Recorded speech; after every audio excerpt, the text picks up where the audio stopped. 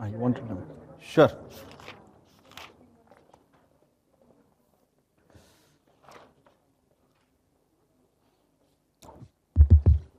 Yeah, one quick announcement. On Monday, 28th, ICTS is celebrating Foundation Day, or Founders Day, or not, whatever it is, basically Foundation Day. The day when ICTS was formally approved and inaugurated. That was, I think, in 2007 or so, December 28th. And as a part of that, so they have a bunch of programs in the evening. There is a public lecture by Professor Vijay Raghavan at 4 o'clock on Monday in an adjacent auditorium. So we will be finishing early on Monday. At around 3:45 we will finish. 4 o'clock we can go to the talk. And then we have been invited to attend the cultural event that follows, and also a program dinner the same night. So, so please join ICTS for the celebrations of Foundation Day. Thank you.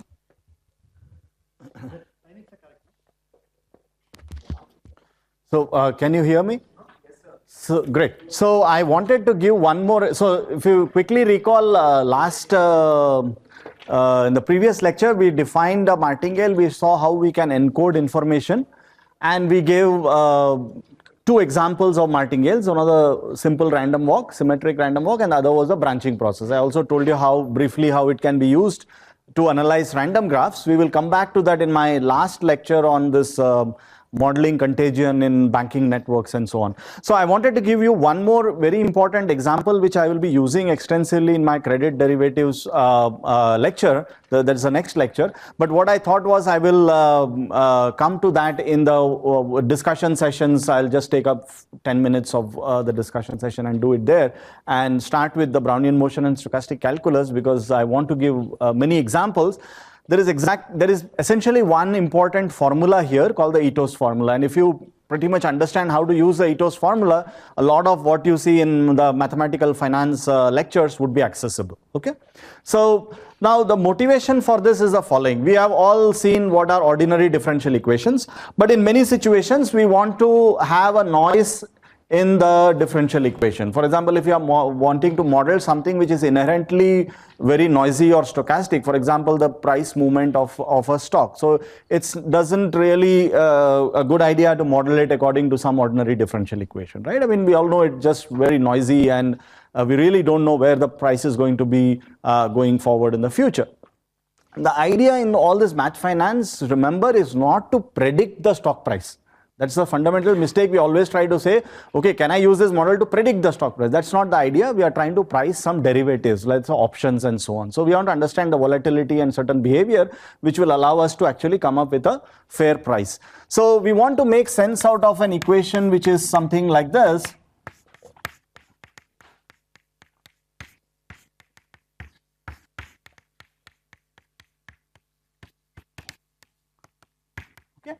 So if we did not have this term, this is just like an ordinary differential equation, right? Now we want to add some noise to it.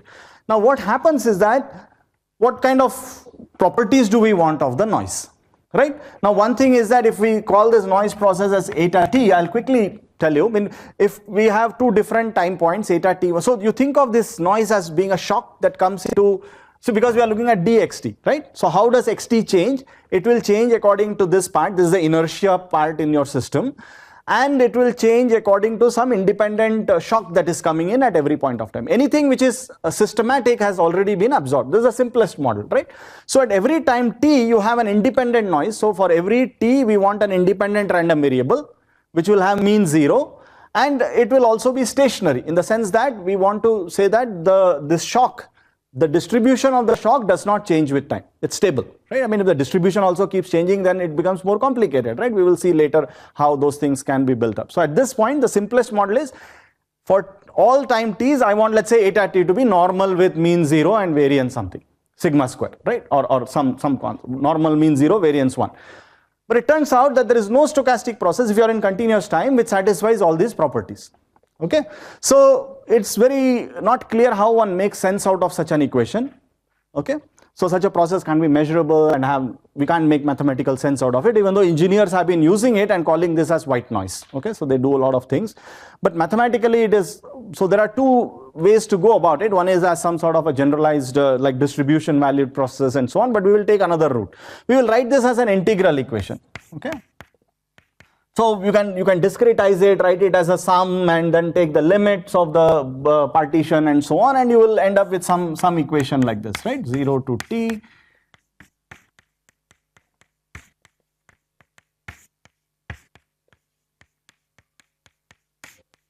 Let's call this noise times delta t as this process, because there is no eta t. There is no such process, eta. So we want a process, and we want to integrate this with respect to that process. Okay. Now, based upon the characteristic that I require of the noise, this W process, I want certain characteristic. This process must be having stationary. See, I'm replacing the eta t by dWt, right? The change in the W process. So if I want the etas to be independent, you think of the W process to have independent increments. That is, the change in the value of the W process over disjoint intervals should be independent, right? So it must have stationary increments, and these increments should also be independent, right?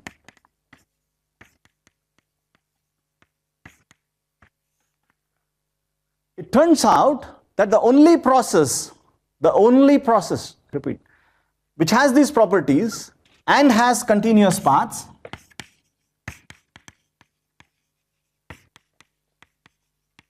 okay. You also want the Brownian motion, this W process to have continuous path. The only process which has these properties is what is called as the Brownian motion. It's also called as the Wiener process.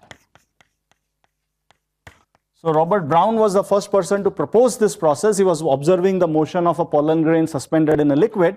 Norbert Wiener was the first person who tried to make mathematical sense out of this process. Okay. So keep in mind, in whatever we are going to describe now, is that we want to make sense out of this process. Now you may be wondering, what is the big deal? So first we have to define what the Brownian motion is. And then we want to define this integral. Okay, that's the first step. Once we have an integral, then we have an equation with a noise in it, correct? And then we want to build calculus based on that. Okay, so my next step would be to define the Brownian motion.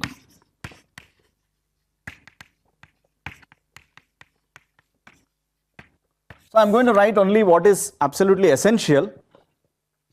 Okay, so not just keep my notations. So the Brownian motion is so I'm going to do everything in one dimension. Okay. So real valued process. Let me give it a notation. So let me call it W sub t. It's a continuous time process satisfying the following condition.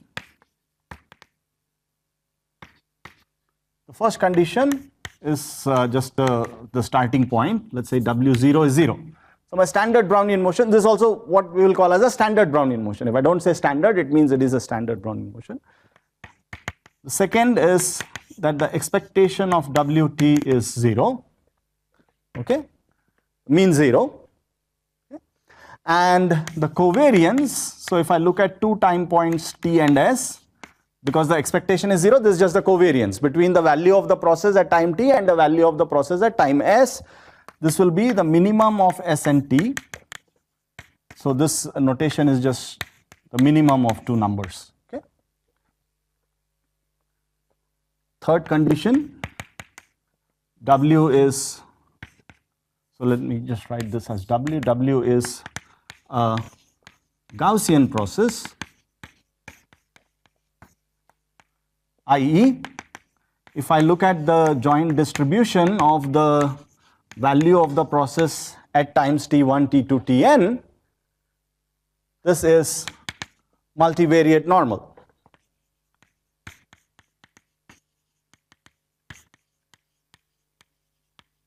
Okay. It will come. So just hold on. So process is not stationary.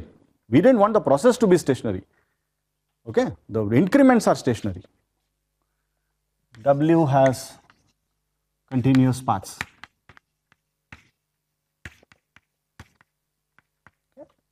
There are many other equivalent ways of defining this process. So let's just unravel a few things. Those are quite a few. So let's make a few remarks.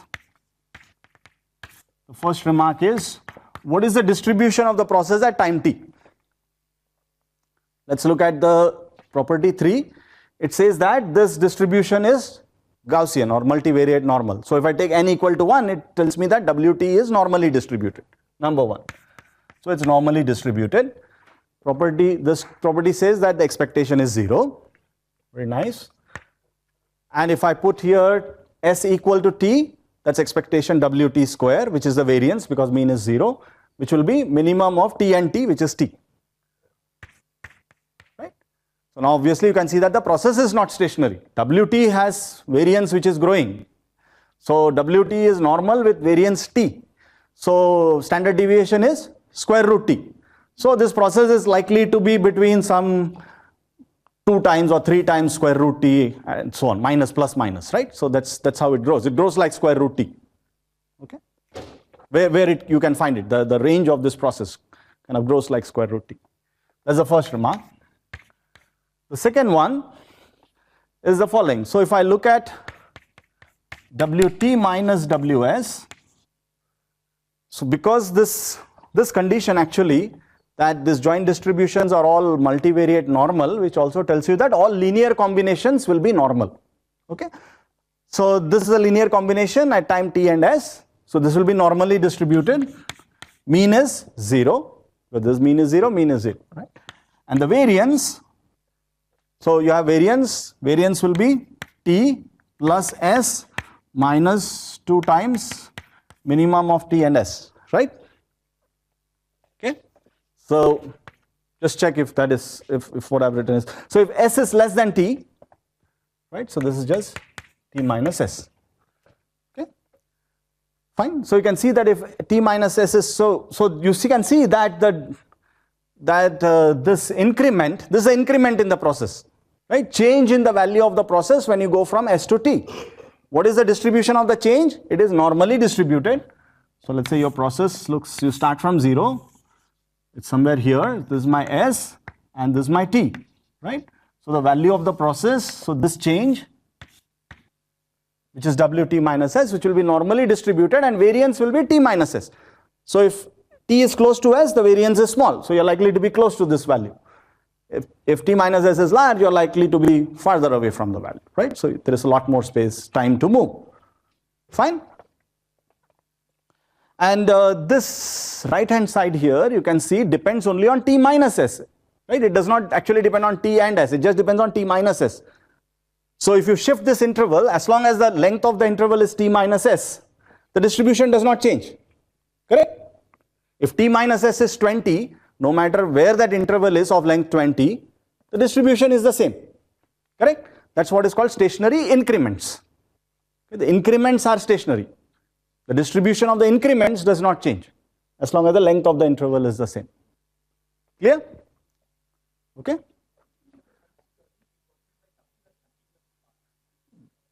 For almost surely, if you take a look at the realization of the process, the path is continuous. So W is a random process, right? So it's a function of t and omega. For every fixed omega, this Wt as a function from 0 infinity to r is continuous. Okay? And for every fixed t, as a random variable, it's normally distributed. Okay? So this is one realization. So some fixed omega, you will see that it has a path. Now you generate another path, it will be different, right?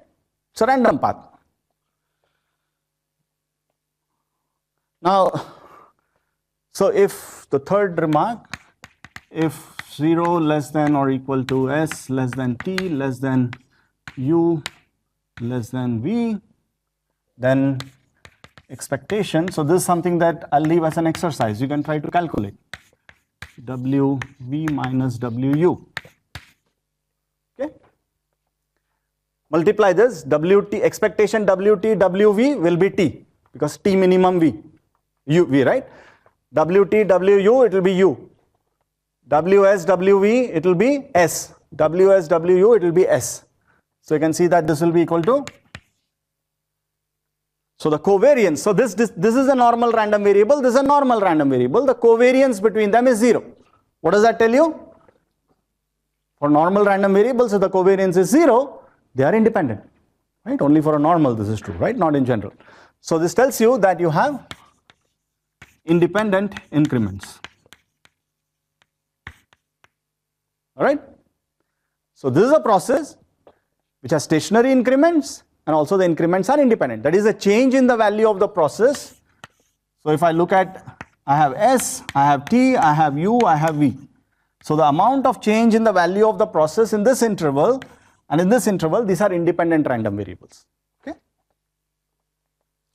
Very nice. Now the question arises, does such a process exist? Does such an object, I mean, we have just defined such a process.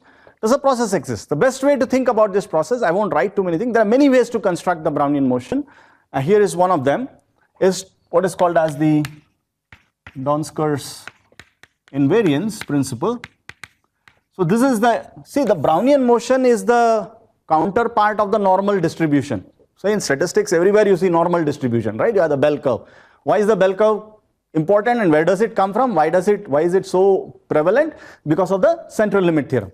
The central limit theorem says that when you have modeled everything except a whole lot of other factors which are very, very small and they are adding up to give the noise in your model, in the regression model or whatever, the central limit theorem tells you that when you add a whole lot of independent noise sources and if it stabilizes, it should be roughly looking like a normal, right?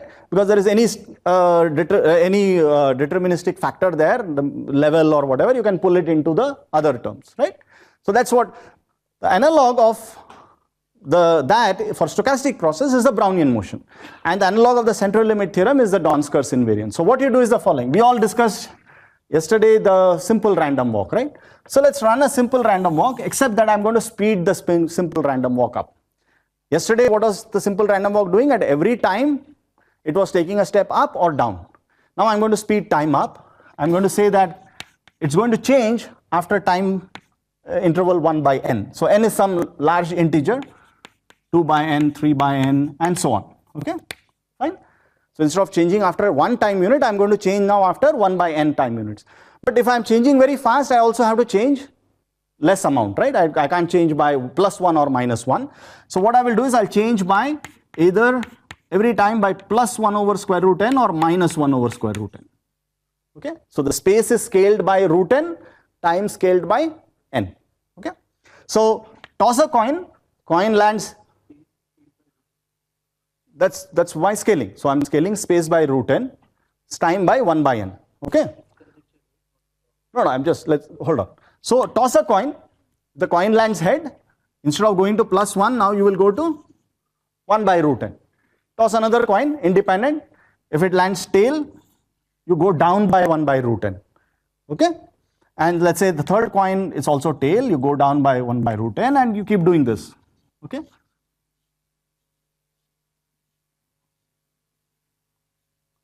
So that's how the process goes. So this is my process, let's call this process xn. Okay. What you can show, now this is a random process. So tomorrow you come and again start tossing a coin, you will see a different trajectory, right? So every day you will see a different trajectory. Correct? And what you can show is that these trajectories, now this is like a random variable on the path space, right? For every omega, instead of having a random variable, you have a path. This collection of paths will converge in certain sense to the Brownian motion. Okay? So the Brownian motion is basically a limit of this random walks. And you can see very easily that this is the right scaling. If you scale differently, then you will either things will blow up, or because see, you are adding n random variables, each having this variance of the order 1 by n. So it matches. Okay, that's why you need a square root n. If you do n or anything else, you will have trouble. Okay, so when you think of a Brownian motion, you think of this random walks making like really small steps very, very fast, rapidly. So as n goes to infinity, you can imagine what happens, right? I mean, it's kind of hard to imagine. You have a process which is like, I mean, you think of this pollen grain, right? It's being bombarded by a huge number of molecules, right? And it's moving under the impact of all these, the net impact of all these impacts, right? Net effect of all these impacts. So it's really moving very, very fast, right? So this is like the model which you can get. So if you take these random walk models, you scale them, they stabilize to a very nice process, and that's our Brownian motion. Okay, fine. Can I just ask? Yeah. I didn't quite understand the reason for the scaling. Why do you do the scaling? So that you see this process, no, which either takes value +1, so probability of, let's say, let me call that, yeah, let's say xi is +1 by root n or -1 by root n is 1/2, right? Mean is 0. You calculate the variance is like 1 by n. Now you see, up to some time t, you have added of the order of n random variables, and each of them having variance n. So at time t, the variance will be t, and that's where the Brownian motion variance becomes t. Okay. So if you move by somewhat less, then it will just collapse. If you move by something more, then it will just blow up. Okay. So this is the right scaling which gives you and it turns out this is the most amazing thing. This is the only process which has stationary independent increments and has continuous paths. And the only process which has pure jump paths is the Poisson process. And a whole lot of other processes are basically a mixture of the two. And when you do stochastic calculus, you will have one part which will be like the Brownian motion part, other part will be the Poisson part. We usually don't, in a first course, we don't really talk about the Poisson part. It makes things more complicated, so we'll just stick to this. Now, again, recall, what is it that we're trying to do? We are trying to define this fellow here, right? Okay. Now, we all know how to define an integral, Riemann integral. I think everybody here knows, right? Riemann integral, we know how to define. Integral 0 to t, f of s, ds. So, assume f is very nice, okay? How do you do this? You take a partition of the interval 0 to t, right? And you write down the Riemann sum and take the partition to make the partition finer and finer. And one can show that if the function f is reasonable, it's nice, then that upper Riemann sum, lower Riemann sum converge, and it will converge to one single number which you call the integral. And after the first time you define it, you never really use it because you have rules which will allow you to calculate the integrals for many functions. You know how to compose them, like all those things, right? Chain rule, all those kind of rules you use to calculate integrals, right?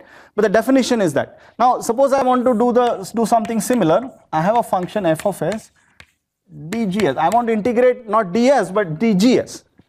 What do? I do the same thing, right? We will have this Riemann sum f of, so I break up this interval 0 to t into these little pieces, and let's say this is ti plus 1, so it will be fti g of ti plus 1 minus g of ti, right?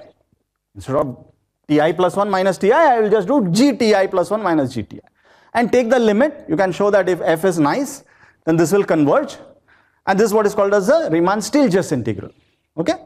So this is called as a Riemann-Stieltjes integral when you have any function g. But there is a very, very important condition here on what kind of functions g for which you can define this integral. This function g must have what is called as a bounded variation path. That is, if you take the interval 0 to t, the total length of the path must be finite. That seems like a strange thing, right? I mean, it's hard to imagine, like in a finite interval, you can have a function which wiggles so much that the length is infinite, right? But there are a lot of functions, and such functions are a lot more than the nice functions for which the length is finite. But in constructing them is not easy. Okay, yeah, somebody had a question. See, this will converge to this. Like I said here, right? This function should be nice. It can have maybe some finite number of discontinuities and so on, right? Similarly here, this function has to be nice, and this function here has to have what is called as bounded variation paths. Okay, that is, if I look at this quantity, mod of g ti plus 1 minus g ti, as you make the partitions finer and finer, this should converge. Okay, it should converge, and this basically is the total length of the path without adjusting for the ups and downs, right? The total length of the path. So if you are putting a string along this path g, along this function g, so you have a function g from 0 to t, you're looking at the total length, right? That should be finite. It's very hard to imagine a function, a continuous function which has unbounded variation path. But what is true is that w has unbounded variation paths. So many of these things I prove usually in my this summer lectures on stochastic calculus, this IFCAM summer school, but here I don't have time to go through that. So every path of this Brownian motion wiggles so much that these paths are crazy. Really, I mean, it's like if you try to chew one of these Brownian motion paths, it's going to really badly get stuck in your teeth. It's like incredibly rough, okay? So you leave it off here at 0, it's going to hit this line infinitely often, okay? So that's really amazing. I mean, there are books and there is even now people are discovering new properties of this Brownian motion. Amazing process, okay? It's kept a lot of put bread on the tables of a lot many probabilists for many decades, okay? So it's an amazing process. So what do we do? Now you have unbounded variation path. So I cannot define the integral by just doing this sum and taking the limit, okay? That's problem number 1. And here is where came Ito, and he said, look, instead of taking this limit, so I want to do something like this, right? F of ti into wti plus 1 minus wti, right? This is my approximation of this integral, 0 to t, f of, so in this case my f can be a random process also. F can also be random, so that randomness I am suppressing. I want to make sense out of this, where f also can be random, okay? Even if f is continuous, I have no problem. Even if this has unbounded variation paths, is not a problem. The problem is with this fellow, having unbounded variation paths. So I want to take a limit of this, right? And as I mentioned, you can't do the limit in this usual Riemann-Stieltjes sense. Why? Because this has unbounded variation paths. Clear? So what Ito said was, look, don't take the limit in, so this limit is the problem. He says, take it in what is called as, in a different sense. So you approximate that by this. You approximate, that's what you normally want to do. Approximate this by this and then take the limit. Whatever is, that's what we do here, right? For a normal, when you don't have any randomness. And to do this, I mean, I can do this if every path of this W was bounded variation. I can fix a path, and for each path I can do this approximation, take the limit. But I can't do that. So what you got to do is you got to take limit in what is called as the L2 sense. In some sense of the variance. I won't go into the details of this, it's not very important, but you can actually do that. There's a beautiful thing called Ito isometry, and you can actually, so all that you are doing is you are changing the notion of distance and you are taking limits with respect to a different notion of distance. And it works beautifully. And he did it during the Second World War, and at that time it was very much used in all these missile control and filtering problems in signal processing. That was the motivation where this came from, okay? So you have noise in the signal and you want to like filter out the noise, right? Okay. Now this is one of the things. There is another very interesting thing that happens with this is, when you do the Riemann integral or the Riemann-Stieltjes integral, it does not matter. So you have this interval ti plus 1, right? You can have f of ti, you can put here f of ti plus 1 or anything in between, right? And we know that they all converge to the same integral. It doesn't matter which point you choose. Whereas here it really matters whether you choose fti, because this is a random process. Whether you choose fti, whether you choose fti plus 1 or you choose something in between, they will give you different answers. Okay? And for our case, which is called as the Ito integral, we will choose the left end point, fti. Okay? We'll put here fti. If you put fti, the middle point, it's called as a Stratonovich integral. And that's also very popular in filtering theory and so on, because the Stratonovich integral kind of obeys the usual laws of calculus. But for us, you see, because we are in math finance world, we want this value is determined by whatever knowledge you have up to time ti, right? Correct? So you don't need to peek into the future to know what this value is going to be. And if you do this and then take the limit, you will get a limit which is called as the Ito integral, and that limit will be adapted. Adapted meaning that if you look at this integral, so let me just put a few times this omega to indicate that this process is random. So if f is a reasonably nice process, you do this limit in the L2 sense, this process will be adapted. As I mentioned yesterday, that means it is measurable with respect to the information generated by my Brownian motion. So think of this as my trading strategy. As my stock price goes up and down, I'm changing my portfolio. Okay, and I can't change my portfolio based upon some knowledge of the future. It has to be based upon the knowledge of whatever I have up to now, right? And so, yeah. Oh, okay, yeah, sure, I'll do that. This long board is very, it's my dream board. I mean, I don't have to erase anything and so on, but yeah, this problem is there. Okay. All right, so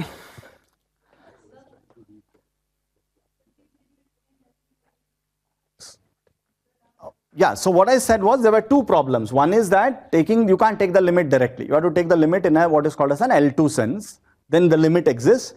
The limit will depend very much on what you put here, whether you put Ti, whether you put Ti plus 1 or something in between. Okay? We will put Ti because the limit that I will denote by this, whatever is the limit will be a random variable, which I'm denoting by this. This is just a notation. What this means is the limit of this fellow. Okay? And I'm going to work with it once I know the properties of this, just as I work with the usual integral, right? This random variable as a function of t will be actually measurable with respect to the information generated by your Brownian motion. Okay? So if I've observed the Brownian motion path, then I know exactly what this value is. Okay? But if I put here Ti plus 1, that will not be, because Fti plus 1 is kind of looking forward, right? So there will be measurability problems. All right. So one small word about for what kind of f functions this integral is defined. This integral is defined for all adapted functions, random processes for which this condition holds. So this is like square integral because I'm taking the limits in the L2 sense. That's where it comes from. But let's not. I mean, all the things that we will look at here are going to be have very nice functions. One small thing I want to mention about this adapted, for example, if you are looking at that sigma field, right, that information, look at the process Wt itself or Wt by 2. Both these processes are adapted with respect to that filtration. Correct? Because if I know Ft, I know this, I know Wt, I know Wt by 2. But if you look at this process, W2t, right, this is not adapted. Because if I know F1, that is I have observed the process up to time 1, I don't know what the value is at 2. Correct? So this process is not adapted. Okay? So tell me the whole, I mean, I'm just trying to see where you are going without getting lost in that. So basically, the whole idea is to stick to what we know. Stick to what we know, and when we get stuck, we try to find our way out by. So what we know is how to do these integrals. But now I have, instead of g is now a random function now. It's a Brownian motion. And this Brownian motion fellow is very wild. I mean, it has only continuous path, but it is extremely wild. So I can't take the limit in the usual sense. I take the limit in a slightly different sense, which I don't want to go through. It's not important for us. It gives me a limit, which I will denote by this integral notation. This is just a notation for us right now, right? I mean, integral is just a notation. So all we need to know are the properties of this fellow. Suppose you take the Stratonovich, then you take the middle point. So that process has to be non-adaptive. That is non-adaptive. So it means how are you visualizing, right up to time t? No, but that is used not in finance. It is used in filtering problems and so on, right? It is, but it is used probably in path integrals and things like that, right? In the usual Black-Scholes world, we usually prefer the. But generally, engineering. They prefer the Stratonovich actually. Yeah, because it usually behaves. Stratonovich and vice versa. Pardon? Yeah, you can go from Stratonovich to Ito, and so while computing the Stratonovich, you actually use you can go to the Ito's formula and do it. Beautiful structure of this Ito integral doesn't exist for Stratonovich. I don't know what you mean by beautiful structure. So all this, so you can say this martingale because that martingale property is not there. Yeah, right. But they are not worried about a martingale. In finance we are, but see in filtering, some cases you are worried about it being martingale and adapted. But in some cases when you are doing smoothing and all, you are not interested. You are not worried. Yeah, you had a question. Sir, when we are talking L2 sense, you means you are taking those functions for expectation of f squared is finite. Yeah. Correct.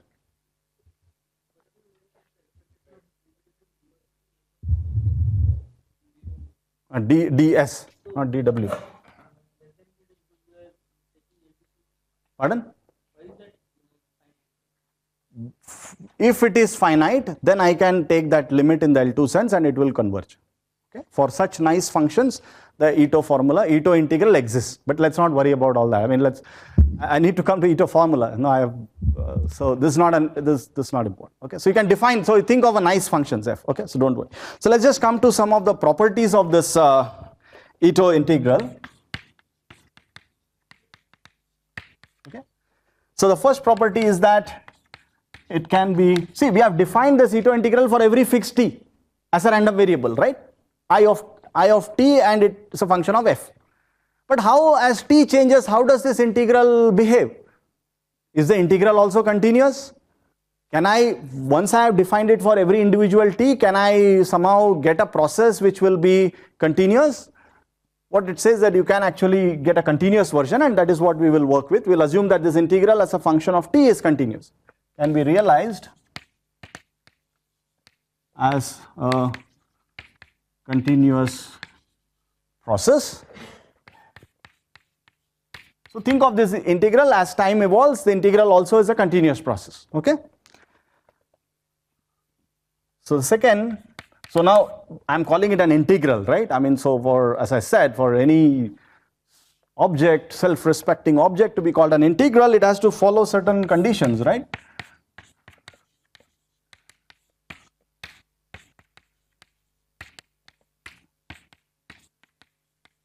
We can show that when I build the integral for 0 to t by that approximation, take the L2 limit, do the same from 0 to s and s to t and add them up, it will be equal. Okay, and all this equality are everywhere, it's like almost surely like, no, so it's not. The third thing, Cf plus g dw must be c times integral 0 to t f dw plus integral 0 to t g dw. Okay. So these are some very basic elementary properties. Now I'm going to write two properties which are very, very important. And these are two things that you should remember. Essentially what we will come back to many times. So the first important property is that the expectation of this integral, this expectation will be 0. So the stochastic, so this integral I will call always as a the Ito integral I will call as a stochastic integral. Okay. So when I say stochastic integral, it means this integral. The expected value of that integral is 0. That is not very hard to see. If you have adapted here, you can take the conditional expectation. You can see that this is, you condition with respect to fti. This is a constant, comes out, and you can actually see that this expectation is 0. So you can show that the expectation of each of the approximation is 0, so the limit also has expectation 0 because you're taking the limit in the, so you can show this. This is the most important and the interesting property. This fellow here,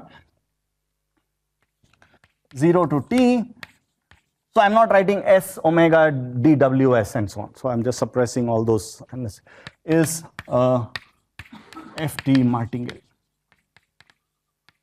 This is the beauty of the Ito integral. The stochastic integral is actually a martingale.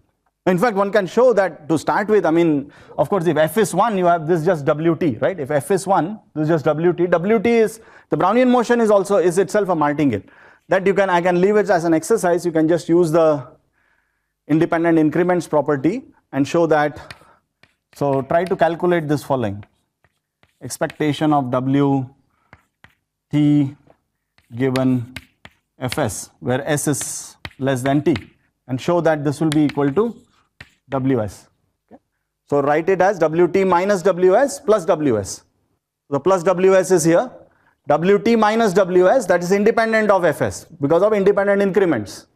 Correct? Wt minus ws is a change in the value. That's independent of fs, and that's, so this will just become expectation of wt minus ws, which is 0. Okay? So the Brownian motion is a martingale. Not only that, the stochastic integral is a martingale. This is a very, very important property, and this is what you will see repeatedly used in math finance. Now we come to the most important formula, and the rest of the time I am going to be trying to spend on applications of this Ito's formula. So how you do calculus with the stochastic integral. If you understand how the Ito formula is used, you can pretty much understand the derivation of the Black-Scholes and all variations of the Black-Scholes and things like that. Okay, so let's go through this slowly So I wanted to quickly go through this integral because it does not really have anything interesting except for mathematicians. From an application point of view, it's much more important to understand how you use this integral. Okay. So here is the Ito formula. So let me just make some more space.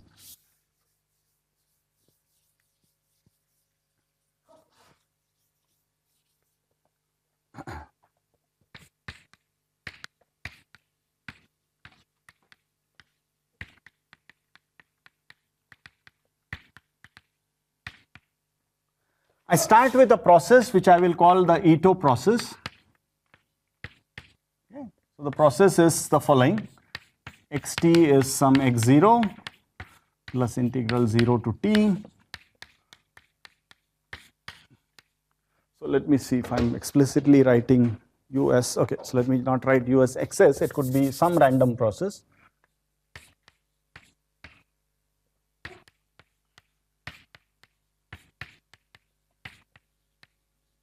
I start with a process like this. Of course, if you take v to be 0, this is just a deterministic, this is just a nice integral. If u and v are, think of all this u and v as nice function. Okay, so if u is 0 and v is 1, this is just a Brownian motion, right? Okay, so you start with a process which, what is this process x? It has one ds integral and one dws integral. This is a stochastic integral. This is the usual Riemann integral, right? Because it's ds, not a problem. Okay, this integral we know how to define. This is a usual integral. This is the integral that we defined just now, the stochastic integral. And we will write this many times. Instead of writing all these integrals, we will write this in short. So when I write in this differential notation, this x naught will be gone. We don't care. So this s I replace by t.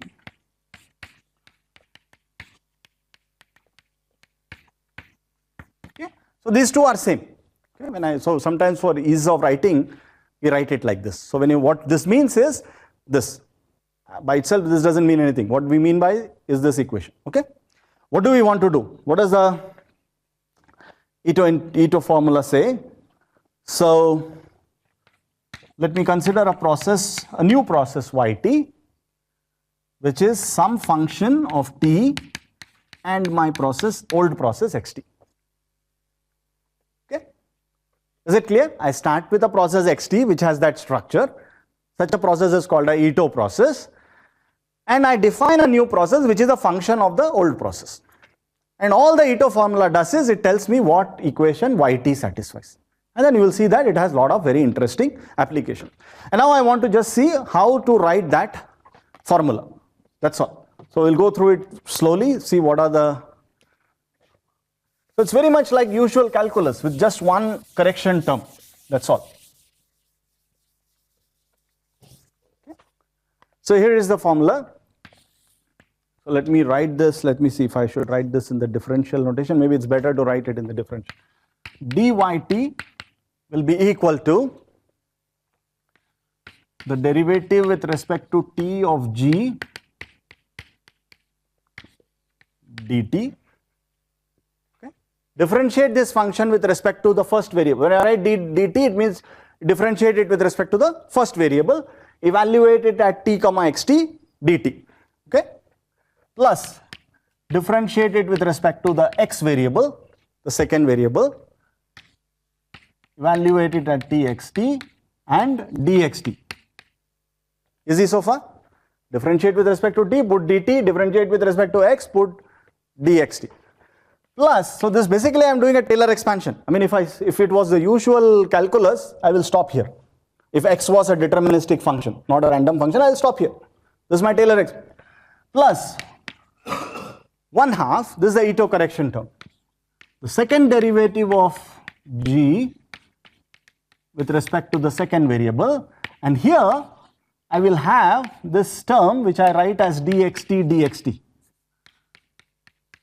This doesn't make any sense. I'll just explain to you what this means. So how do you evaluate this later we won't write this dxt dxt. This doesn't make any sense, right? So what this means, you look at dxt here, you multiply dxt with itself, and you use the following rules. You use the rule that dt dt, dt dwt, dwt dt, they're all 0. Okay? And dwt will be dt. Okay? This is the rule. Fine? Is it clear? So what do you get here? So if I write it in integral form, I will have yt will be y0 plus integral 0 to t del t g of s xs ds plus integral 0 to t del x g of s xs dxs plus integral 0 to t. Now I want to do dxt dxt, right? When I do dxt, I will get a u square dt dt, that will be 0. I will get a uv dt dwt, that will be 0. uv dwt dt, that is 0. What will I be left with? V square dwt dwt.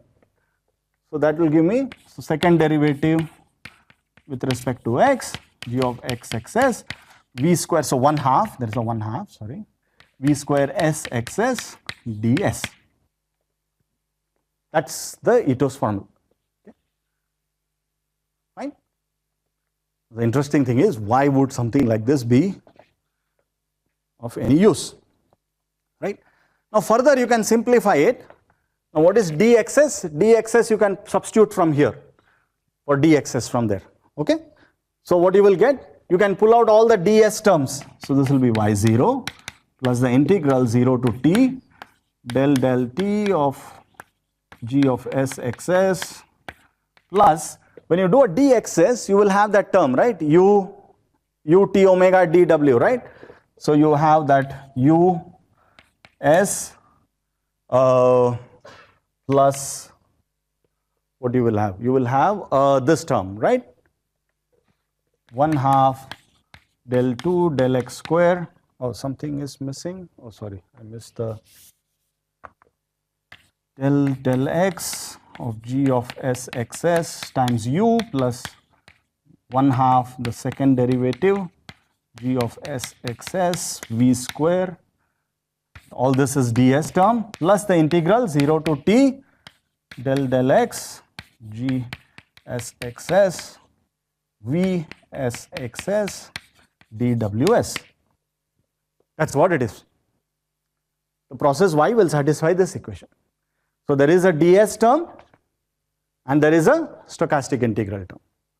This term is a martingale. This term is a nice function of bounded variation. Okay? Where did u come from? dxs, no? I'm substituting for dxs. dxs will have, so did I make some mistake somewhere? Sorry, I think I made some, no, I am fine, right? What is dxs, no? Substitute from here. u ds, v dws. So this derivative multiplied by u and then this derivative multiplied by v dw. Okay? Fine? I've just substituted for d. So first you write this down, differentiate with respect to t dt, differentiate with respect to s dx, differentiate twice with respect to x, multiply by half, dxt dxt, where only the dw term will play a role. Okay? Fine? Pardon? So that's right. So v square here is some, yeah, it's some omega. It could be a function of xs. It could depend on omega through xs. So what he's saying is that I have not put xs in this here. It's just some process, adapted process. So it could, but you typically there will be an xs here. Okay. So in all this v you remove this xs in this case. But if whatever is, so all I'm doing is substituting for dxt. Okay. All right, so let's take some examples now. So all we will do is now spend time with doing examples. So I want to do, yes? dwt dt. Why it is? Now this is the rule. Why attend my lectures in summer? Between telling you how to use it and telling you why it is true, I will spend time doing this, okay? So I have only 40 minutes. Before you go, Yeah. I mean, there is only one step I don't Tell me. dxt into dxt. It means nothing. So, see, in the usual calculus, you will have these two terms, right? Here, this should formally, like it, you think of it. I'm just trying to give a way of thinking about the Ito integral. You differentiate twice. You have a half coming from the Taylor expansion, and it's something you think of dxt dxt. Now, how will you evaluate it? You take this dxt, multiply it with itself. You will have 4 terms, u square and so on. So, only term that matters in this, I mean, later you can think of it, this coming from the quadratic variation of the Brownian motion. Right? So, it will just be this. So dxt, when you do, the dwt term will have a v square. So, it will be v square dt. So this is actually a trick. Correct. So, if I have originally I have a process x, how do I find the equation satisfied by a process y? Now, typically we have to go the other way around. We have an equation, we want to find the solution of that equation and so on. But it comes by trial and error. Somebody had a question here.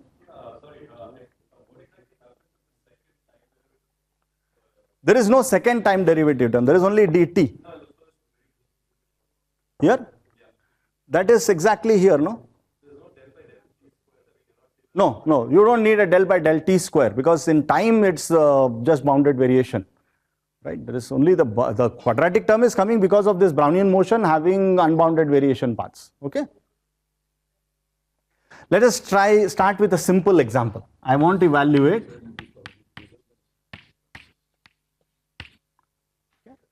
Maybe this is not a nice example to start with, I don't know. Okay, so let's see. dws. I want to calculate ws dws. Okay, so what I will do, I will take my process x to be just the process w. Okay, fine. Clear? So what is my u? U is 0, v is 1. Okay, I want to calculate this thing. I want to know what this integral is. I mean, if this were a deterministic function, you can do a change of variable and immediately get the answer, right? All right. Now you see, where is this dws term come here? When v is 1, u is 0, dws, v is 1. I want to differentiate a function, so x is w, correct? I want to differentiate a function and such that that derivative should be equal to x. What is the function whose derivative is x, right? So my function g of x, correct? If I differentiate this, I will get an x and that's what will give me that, right? So I'm going to apply my process yt is g of wt, right? And in this I will see that ws dws, right? And that will tell me the answer. So let's try to apply the Ito formula to this. G of w0.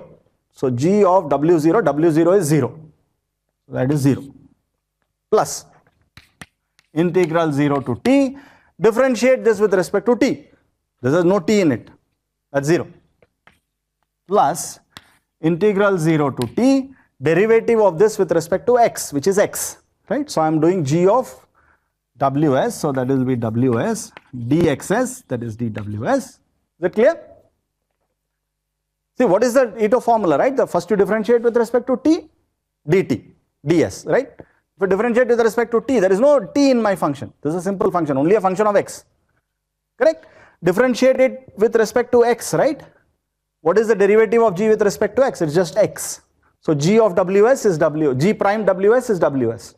dxs, x is w now, correct? Because u is 0, v is 1. Plus 1/2 the integral 0 to t. What is the second derivative of this fellow? It's just 1. Correct? You agree? So it will be 1 times ds.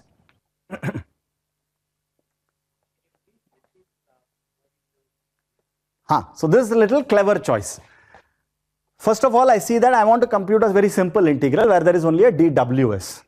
So my process with which respect to I am integrating is just x I can take to be w. Okay. So let's start here, go back. I hope I have not erased it. So my process x is w, which means that u is 0, x0 is 0 and v is 1. Okay. Fine. So that's my process.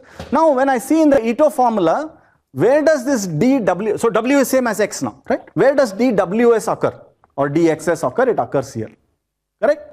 And this I want to be ws, right? So what is a function which when I differentiate will give me a ws, right? When I put here I want to know dx of g x s ws should be ws.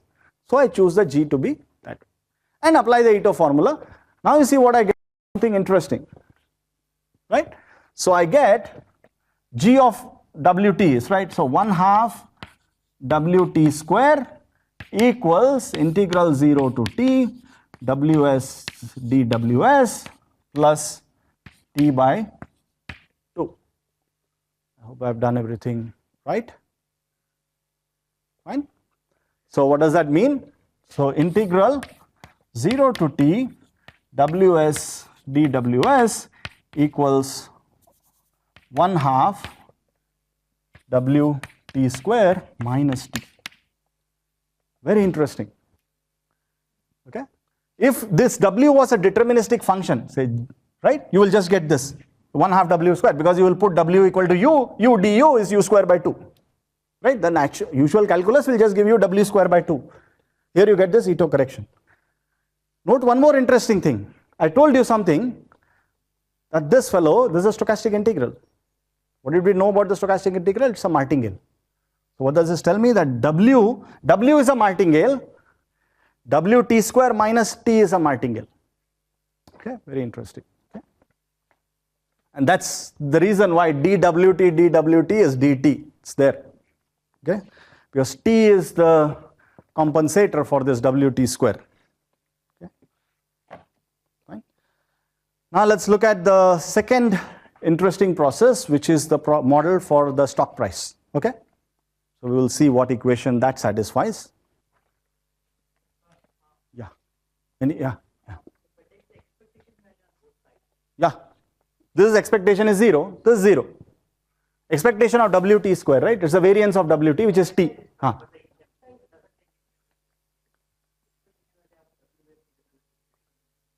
Right, you see, because you see Ws is an adapted process and you are doing dWs, which is this increment, and that increment is independent of Ws. See, you think of it as something like this, right? See, if you remember that approximation, Wti plus 1 minus Wti.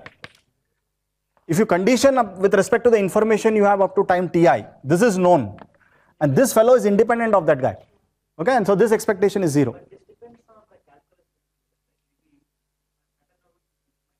Stratanovich, this won't be true.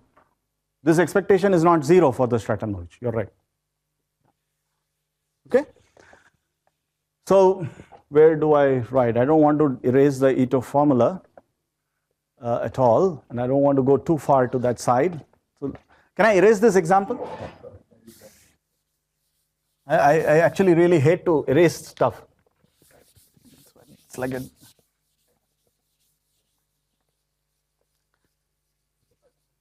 Any questions? Okay, so here is my second example, and there is an exercise coming your way. So let's say Yt is this following process.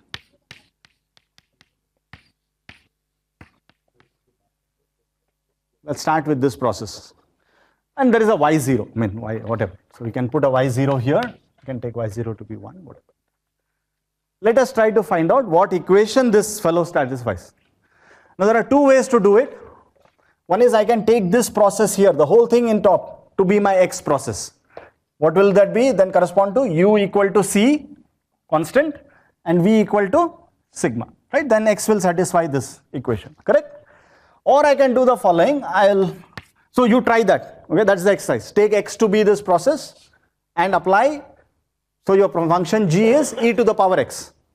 I'll do it slightly differently, and you can check whether both give you the same answer. I'm going to take x to be the process Wt. Okay? And so what is my function? G of t comma, you see, in your case the function g will be only a function of x, because it will be e to the power x. Here it will be a function of x and t, right? So it is y0 e to the power. So let me just remove this y0. It's kind of annoying. I'll just probably bring this in later, or maybe, okay, let me just leave it here. It doesn't matter. E to the power ct plus sigma x. Okay. So yt will be this, right? G of t comma xt is yt. Correct?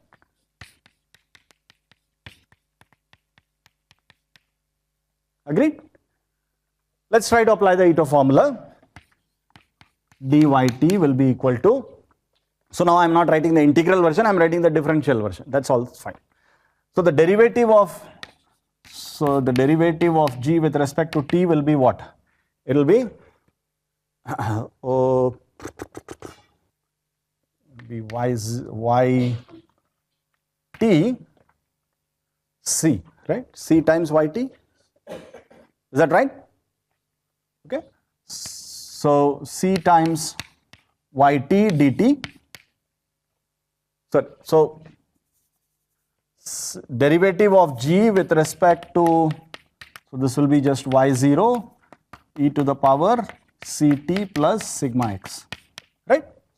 Derivative will be, there will be a c here. The first derivative with respect to x will be y0 sigma e to the power, the same thing. The second derivative with respect to x will be y0 sigma square e to the power all this, right? So let me just make some space, let me rewrite it over here.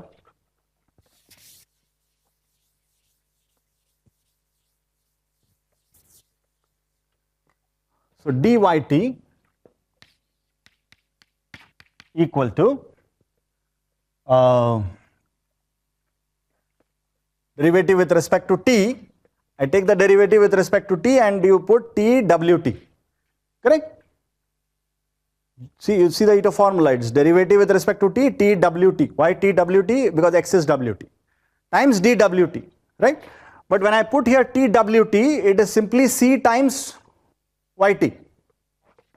So it's c yt dt plus differentiate with respect to x. So I'll get a sigma yt dwt. Does everybody see this? This is just the first derivative with respect to x evaluated at t comma wt. But when I, because it's an exponential function, when I put t comma wt, it just becomes yt times sigma. So I get a sigma yt dwt plus 1/2 the second derivative, which will be sigma square yt dwt, which is dt. Okay. Fine. Let's write this nicely. So this will be yt is common in all of them. I get this c plus half sigma square. Something is no, that's fine. Sigma square dt plus sigma yt dwt. That's the equation that this process y satisfies. Does everybody agree? Just applying the Ito's formula to taking x to be this function and g to be this function. So just you sit down and work it out. You can also, as I said, you can take x to be this process, ct plus sigma wt, in which case your g function will be y not e to the power x. Okay. You will see that you will get the same answer because your dxt will take care of it. Your d, instead of dwt, you will have a dxt. Where dxt will be what? Will be c dt plus sigma dwt. So you will get the same thing. Alright, so there will be that sides. Now comes the interesting part. Now you see what happens. First observation. Okay. Now you notice this process here. What is it doing? It is, suppose I forget this, right? Suppose you put money, 1 unit of money in your bank and you get the interest rate C, the short rate is C, this is how your money grows. You put Y0 in your bank, this is how the money grows. Now you are saying that you are putting money in a stock and it's kind of growing like this, all right? Now you see something interesting. If C is minus 1/2 sigma square, okay?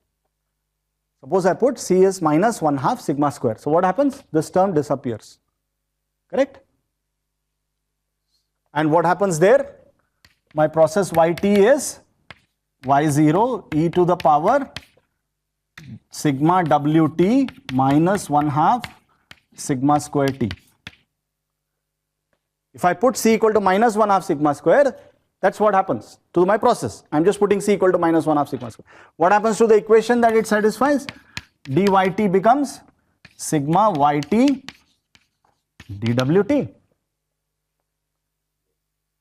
So yt is a stochastic integral. I mean, you see, if you write it in integral form, what is it? This is y0 plus integral 0 to t sigma ys dws. Like I said, I'll write this in short like this. So y becomes a martingale. This is called as an exponential martingale. W was a martingale. Notice we have already seen 3 martingales already. W was a martingale. W square minus 1 minus t was a martingale. Correct? From the previous example. Now you see, if you do a e to the power sigma w, that won't be a martingale.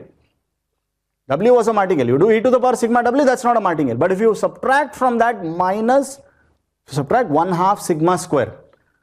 Okay. See, variance of w is what? T. Variance of this function is sigma square t. You're subtracting basically the variance minus 1/2 sigma square t. That becomes a martingale. Okay. So now comes, where is the stock price process in all this? Okay. So here is the stock price process. Is this clear?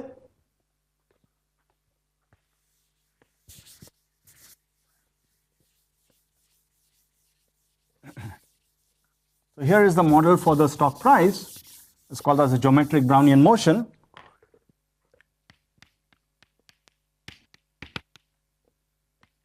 So you start with some, so let me use the notation maybe S, okay, let's leave it as YT.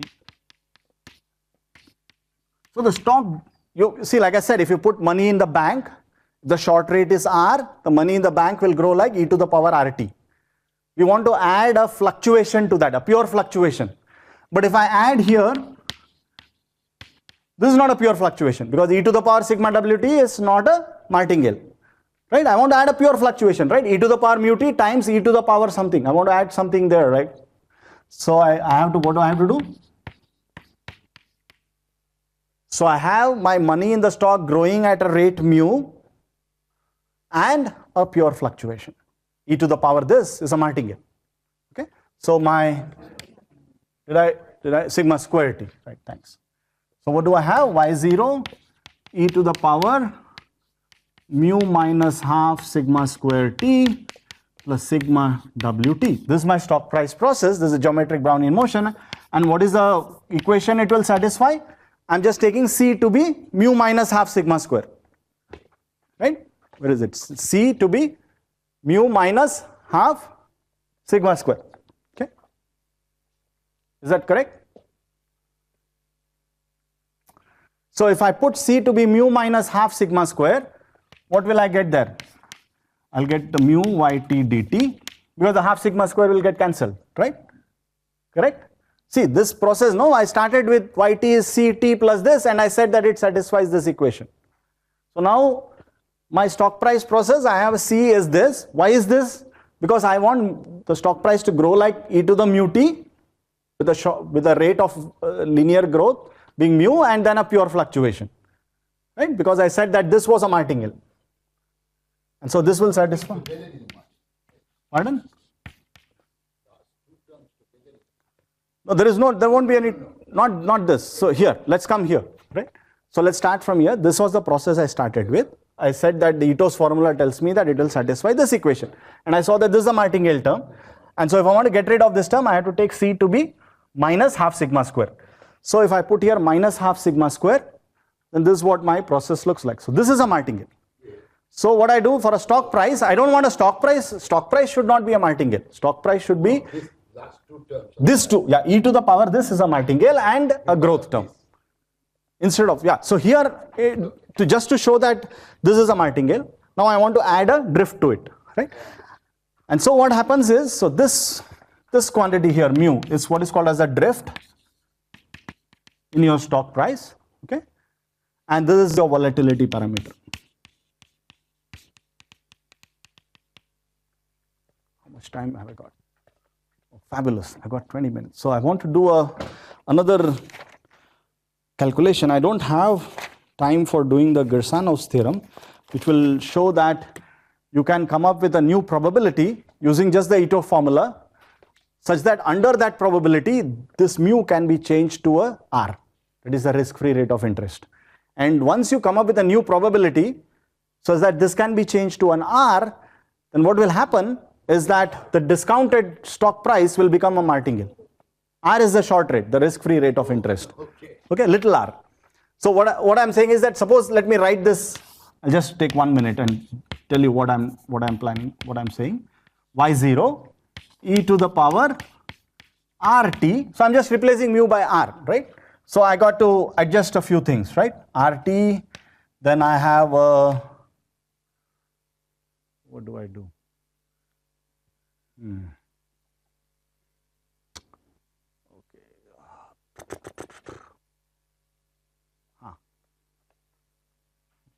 Plus mu minus R over sigma. So that's nice. So I have a sigma Wt plus mu minus R over sigma minus 1/2 sigma square T.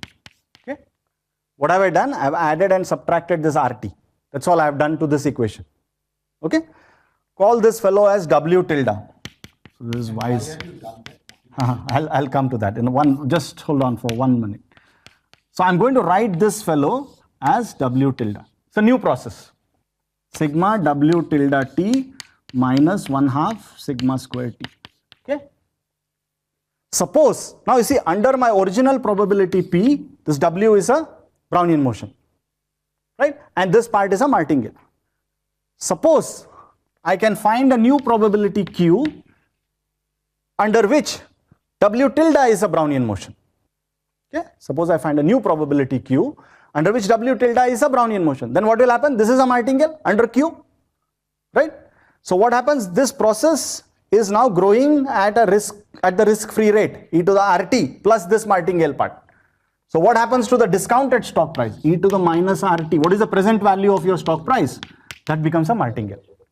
So that becomes a martingale. Y0 e to the power, what happens? Sigma W tilde T minus 1/2 sigma square T is a martingale. So this becomes a martingale under Q. So this, yeah, that's another probability. It's a new probability. If I can find a probability under which this W tilde is a Brownian motion, see W tilde is a slightly changed process, right? W was a Brownian motion under P. Suppose I can find a Q such that under Q this process is a Brownian motion, then the discounted stock price becomes a martingale. And it turns out that all prices of all derivatives like this Black-Scholes price, this options, this, that and all are nothing but expectations with respect to Q. Okay. So once you find this Q, you just have to take expectation no matter how complicated your derivative is, the price of the derivative is just the expectation under Q. Okay. So that's what the beauty of this whole Black-Scholes approach is. So you can see that there are beautiful theorems here called the martingale representation. Pardon? Yeah. Up to here, right? So you understood. So if you can find a measure Q under which the discounted stock price is a martingale. Now if you want to price any derivative on this stock price, let's say a simple European option which is like which pays you YT minus K if the price is above K, if price is below K it pays you 0. Suppose this is some derivative, right? European call. The price of this call will nothing be the expectation under the Q probability. Okay. Under the Q probability, Y follows this equation. Okay, and you can use that and very easily calculate, and that answer will be the Black-Scholes formula.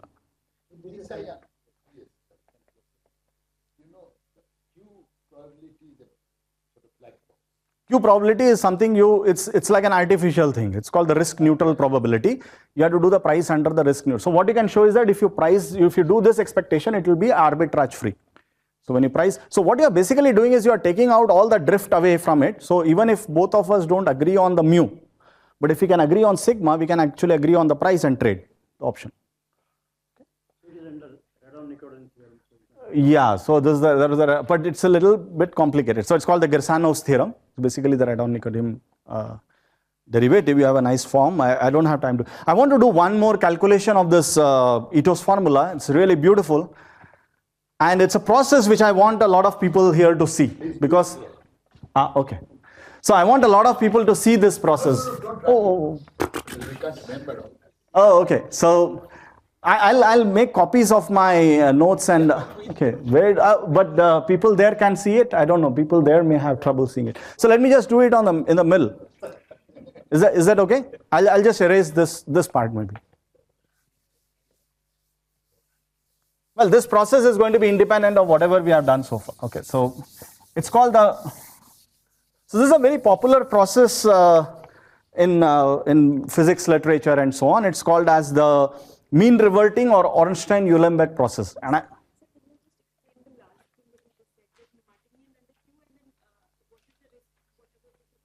this Q is called the risk neutral measure. And if you want to price any derivative, so this should be capital T, e to the minus. So the price, so you have a derivative which pays this much at time t based upon where your stock price ends up. So this is the strike price and so on. The price of that derivative would just be the expectation with respect to Q. Okay, so you will see this when actually Mrinal talks about option. I don't want to spend time on this. I want to do this calculation and then leave this. If you don't understand what I said here, those who have seen option pricing, they will see a connection. Otherwise, you will see that there is some use to this Ito formula. Okay, that's all. So I don't want to, because there are too many gaps here for me to fill in this short time. So I want to do another application of the Ito formula. It's called the mean reverting process or the Ornstein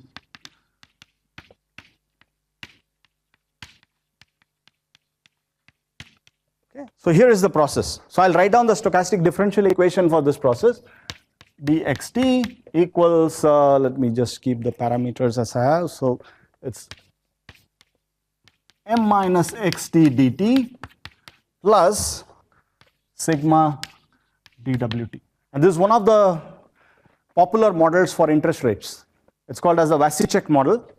There's another model which is called as the Cox-Ingersoll-Ross model, where you have a square root xt here as well, okay? Because this process can actually go negative. Now let's examine this process for a moment. If you can, try to forget this term for a moment, okay? If you forget this term, this is just an ordinary differential equation. What is happening here? dxt dt.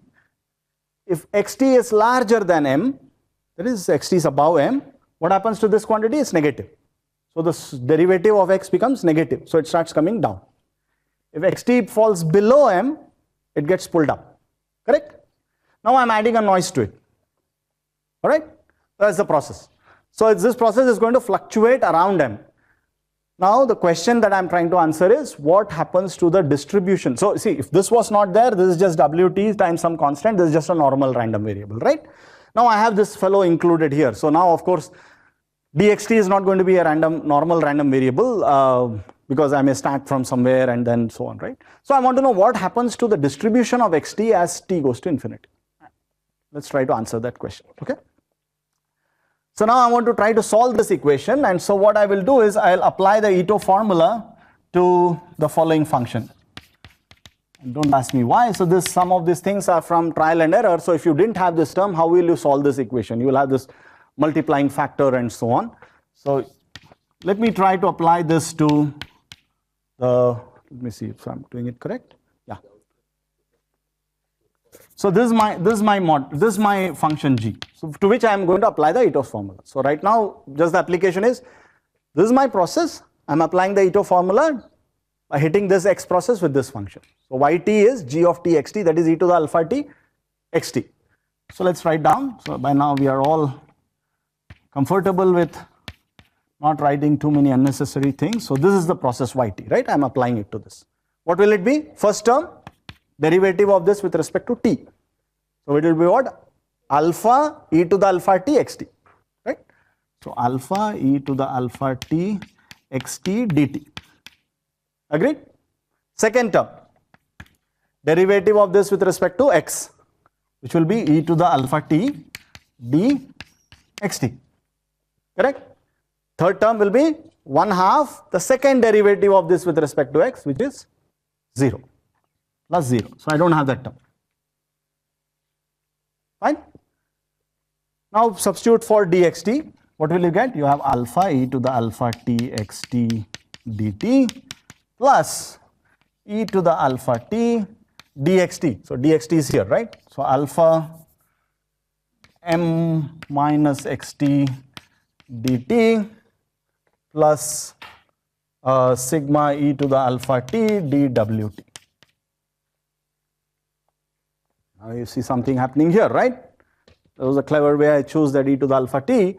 So you can see that this term cancels with this term, right? So typically here what you do in these few cases where you can explicitly solve things, you look at the ordinary differential equation and try to kind of guess what you should do here, right? So what do I get? I get d of e to the alpha t xt is m times e to the alpha t. Is that correct? Alpha, sorry. What do I have here? I'm missing something. Alpha, right? So there's an alpha m dt plus sigma e to the alpha t dwt. Okay. So I can write this in our integral form. So what I will get is e to the alpha t xt, right? So e to the alpha t xt equals t equal to 0. That's just, so there will be x0 plus integral 0 to t alpha s ts plus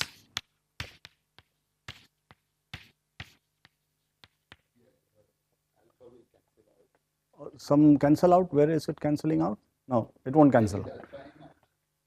So this alpha m is just a constant. It won't. I'm just writing this like this.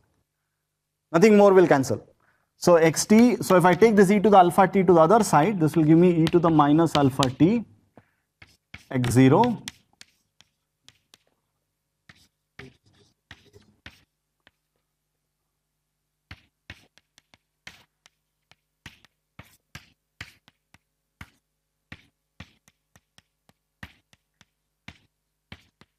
right. So that's the solution. I can write a solution for this equation, right? Because the right hand side has no xt in it. The original equation, I had a xt coming on the right hand side, right? I given a solution, the sense that everything on the right hand side is known. There is no xt there. So the xt evolves according to this. So you generate a path of your Brownian motion and you calculate that, that's the stochastic integral. This is the regular usual integral, which I can in fact exactly evaluate what it is, right? And so I get a nice evolution for this fellow. Now I have few minutes, so I can actually now erase the Ito formula. We have had enough of it. In fact, I wanted to do the Black-Scholes formula, but probably Bernal will do it. Just to apply the Ito formula and get it. Okay. Yeah. So let's try and see what happens to, so what was my aim? So first aim was to use the Ito formula. I use the Ito formula and I get a solution for this equation. That doesn't happen often, all right? So why is it called mean reverting? You see, this is a process. See, this is the kind of process somehow in my mind I think whenever I hear of uncertainty and this equilibrium systems in economics. I feel that the economic systems are probably not always in equilibrium. They are like perturbed from equilibrium and they are trying to mean revert. They are reverting back to some maybe unknown equilibrium state. But then they are all interdependent, so probably you can have several such processes, each mean reverting at different rates and things like that. And so that probably, I mean, that's just somehow, I mean, that's the thought that comes to me when and so somehow I feel this mean reverting process are very fascinating. So I somehow find this very nice, okay? And we can actually solve it. We can calculate a lot of things with it. So let's try to calculate the distribution of xt. And as you know, from basic probability, that if you know the moment generating function, you know the distribution of the process, right? So let's try to calculate this fellow. So instead of xt, I substitute this right hand side. Expectation e to the power, what is it? Theta times e to the minus alpha t x0. So that will be one term. So these two terms are deterministic terms, right? So there is absolutely no problem. So I have an alpha m integral 0 to t. So e to the minus alpha t minus s. So you calculate that. So what you will get is this alpha will cancel. That's that. Now I see what you were saying. You are ahead of me. So m times 1 minus e to the minus alpha t theta. So that will be that term. And then you will have this term, which is the most interesting term. You will have this e to the power theta sigma integral 0 to t e to the minus alpha t minus s dws. Okay. I'm going to do something here. I'm going to give an exercise in a moment. You can try to do this. And this will really, I mean, nail to you how the Ito formula to be used. I'm going to do one thing. I'm going to subtract from this something to make this a martingale. The question is, what is it that I should subtract? And then you have to verify that this is actually a martingale. Okay. So I'm going to subtract from here 1/2 theta square sigma square e 0 to t. So it's all on e to the power. Okay. E to the minus 2 alpha t minus s dws. I'm going to subtract that off. Now you can see that this is the Ito process. Correct. What is your u? Sorry, your u is this 1/2 minus 1/2 this. That's your u process. And you have a, sorry, this should be a ds. I'm sorry. This is your u process. What is your v process? It is theta sigma this fellow. Right? So treat this as x and you do e to the power x. Write down the Ito formula for that and look at what the equation is and you will see that it's a martingale. Right? You will have only a stochastic integral there. Clear? What do you have to show? Fine. So just go back to your Ito formula, treat this as this whole thing and the numerator as your x, try to apply the Ito formula. Okay? And you show that it's a martingale. Now of course I have subtracted that, so I have to add that back in. So e to the power 1/2 theta square sigma square integral 0 to t to the minus 2 alpha t minus s ds. Okay? Fine. Now if this is a martingale, what do we know about a martingale? The expectation of mt is expectation m0. Correct? The mean stays the same for a martingale. So what is the value of this martingale at t equal to 0? This is 0, this is 0, e to the power 0 is 1. Right? So this expectation is 1. And this is an integral which I can calculate. So let me just not waste time and just tell you what it is. So this expectation here is 1. And that's the beauty of how we use the Ito formula in the martingale. Right? This expectation is 1.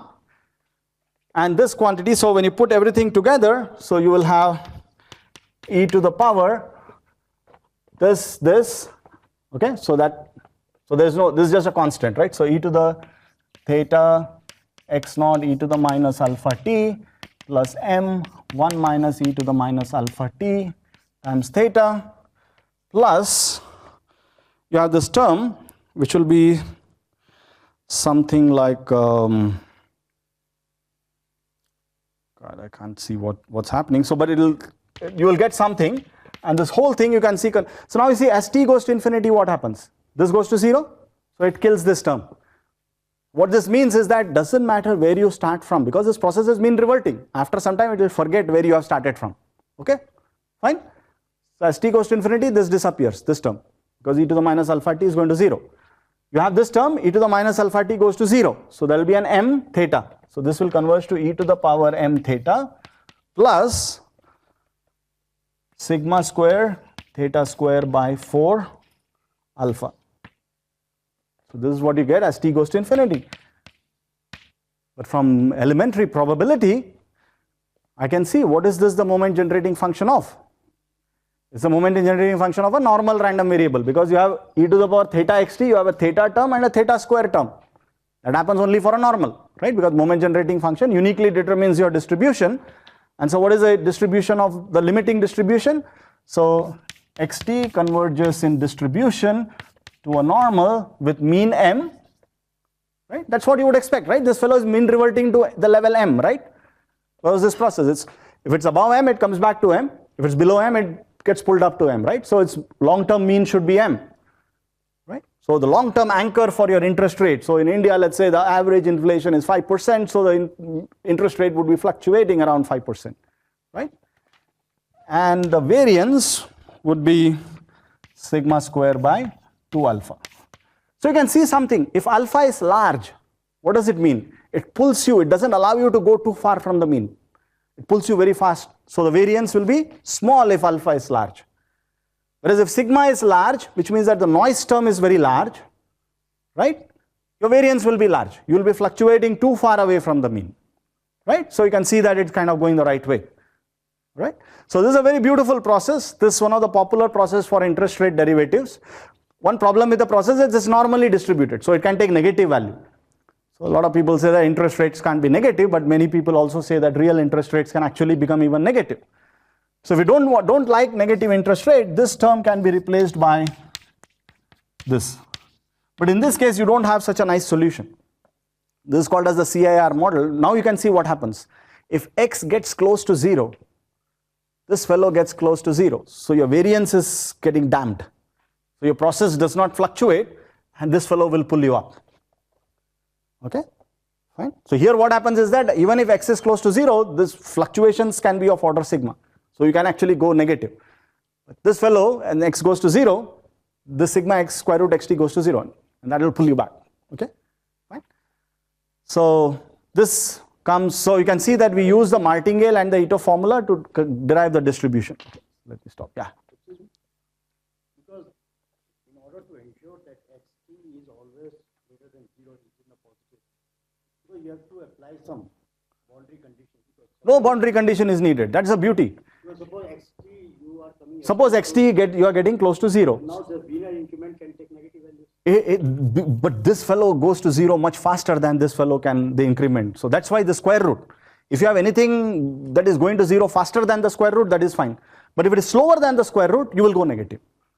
That's why the square root is very important. Okay, and this is what is called as an affine process. You will see this in my lectures on credit derivatives, because the variance here is what? Sigma square xt times t. So it's a linear function of xt. So such processes are called affine process. You can actually compute certain things for affine process and so on. So when you do the interest derivative, I can already sort of yes, you will be correcting it for inflation and such. True. Yeah, you have to correct for inflation, and but you have this short rate process and things like that. I don't really know much about interest rate derivatives. There are some problems with this Vasicek model for interest rate derivatives. What happens is that when you calibrate it, there are interest rate derivatives for many maturities, and then you have only 2-3 parameters here fitting it, and all that is a problem. There are some other problems also. There is no unique martingale measure and things like that. I'm not quite sure. I've forgotten some of the details of this interest rate derivative theory, actually. Yeah. This step? This one? No. Here, these two terms are just these two. This e to the power, no? Oh, I have written too many exponents. Oh, sorry, you're right. Yeah, right. It is just e to the power. You're right. Yeah. Any other?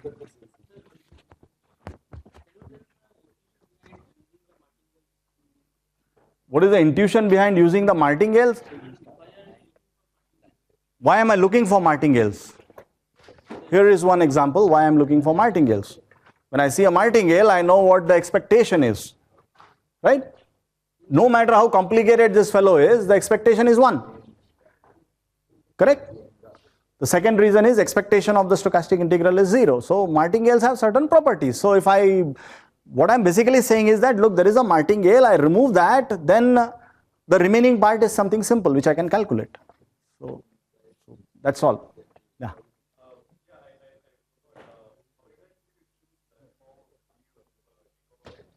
This one, so that is something that comes with trial and error. See what, yeah, you can, I don't think this is a unique thing that you can try. You can probably try a few others. I think that may work. But typically when you don't have this, right, so you will have some integrating factor that you will try, right? So you will look at the equation. Suppose you did not have that Ito correction at all, right? In this case, it really didn't matter. So you will get the solution. So it just comes from ODE. So you try whatever trick you try in ODEs and see if it works here. Okay, and then you kind of try. But there are most cases Ito formula will not give you an explicit solution, but you can still use it to derive the Black-Scholes equations and so many other stuff, right? So you will see that PDE approach. I don't know if Mrinal will have time to do the continuous time option pricing. There you will see this beauty of this whole martingale coming in.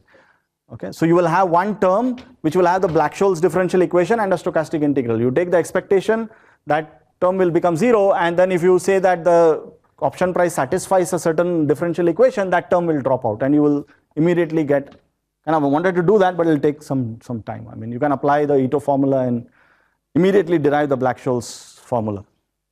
Okay, and you derive a differential equation whose solution is the Black-Scholes. The advantage of that is that typically seen in your first course, when you see the Black-Scholes, you start with the binomial model, right? And you say that the limit of the binomial model is the Black-Scholes. But then that's not a very efficient way of doing things, in the sense that if you don't have a binomial model, if you have something more complicated, I mean, the limit is not clear. Whereas, but if you see that the limit is actually the right thing when you are in continuous time, you can actually play with the limit. You can look at more complicated process and see what the solution. You may not get a closed form like the Black-Scholes, but you will get a PD. For example, if you have barrier options and things like that, more complicated options. So when you have such options, you will get a partial differential equation which you can solve numerically very easily. And that's what a lot of traders and so on do in the market. They are basically solving most of the time partial differential equations, which are solutions of these different barrier options.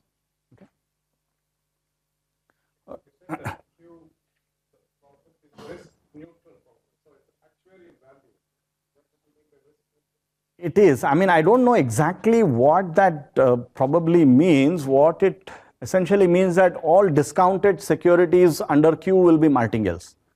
So if something is a martingale, then the value, the best prediction that you can give for its value in the future is the expectation, right? So that's right. So that's the idea broadly been speaking. So